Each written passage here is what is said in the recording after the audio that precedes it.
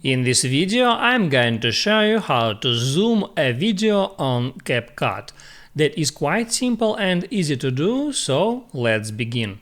And first open up Capcut application and then hit at that big plus sign to start a new project. Now there select some video and hit on Add. Now there, if you want to zoom some part of that video, so actually crop a video, all you have to do is select the video and then pinch to zoom some specific part of the video. And once you did that, you can hit on play to see how it looks like. Also, in the same way, you can rotate the video if you want.